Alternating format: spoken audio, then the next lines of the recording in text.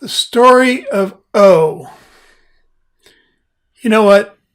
There is so much packed into this story of O. So much. There's so much opportunity to learn in the story of O.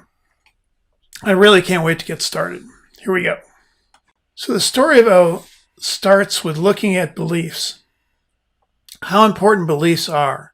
Earlier I said beliefs govern how we think, feel, and act.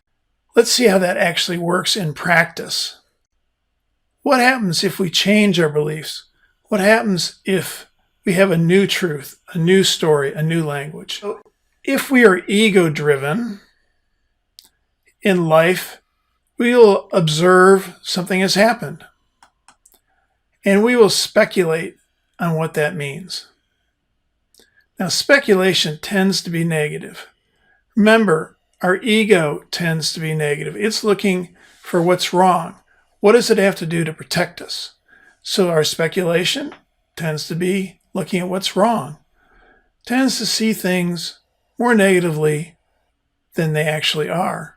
The story that we make up, being more negative, revolves around self-righteous indignation. It's this idea of, aha, I've got you, you bastard.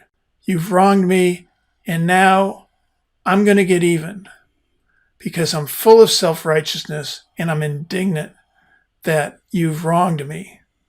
So I react, and I come from a place of fight or flight.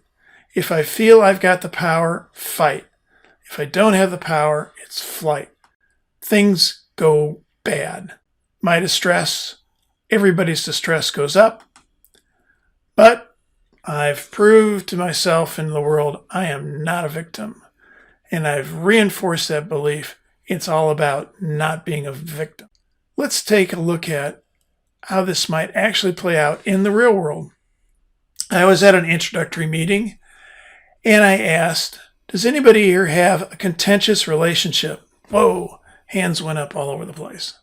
And so I picked out one guy. His name was Steve. And I said, Steve, can you give me an example of something contentious that happened in your relationship? And who is this relationship with? Steve says, well, this is a relationship I have with my ex. And we all go, oh boy, here we go. Well, what happened, Steve? I got a text from my ex, and it said that Johnny, our son, was going away for the weekend.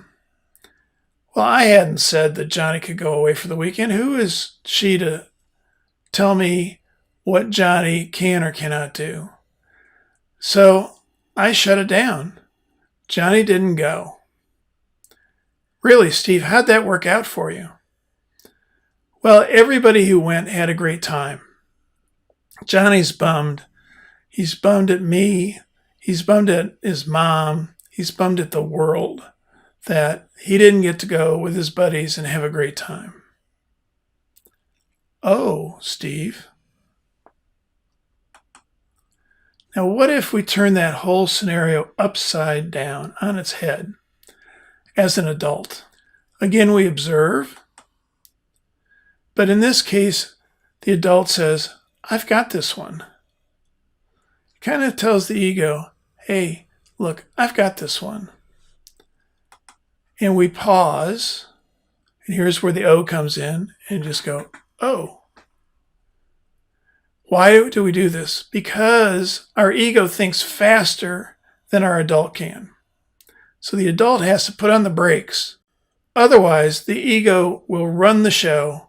The horse will be out of the barn before we have an opportunity to come to grips with what's happening as an adult. So we pause, we say, oh. And then our beliefs, instead of speculating about what the truth is, we recognize that we make up a story. So we make up a story, we observe something, we make up a story. And now we're curious about that story. So we investigate. We investigate what the truth is. We try to find out the facts. We consider the possibility of just accepting things the way they are and doing nothing. If you don't learn anything else from me, please learn the power of doing nothing. How do I know this is powerful? I've experimented. Doing something invariably caused me way more trouble than doing nothing. Doing nothing is a powerful, powerful strategy, even though that may sound ridiculous. It really is. So in any case, let's say I don't do nothing. Well, then I respond, but now I'm not reacting, I'm responding.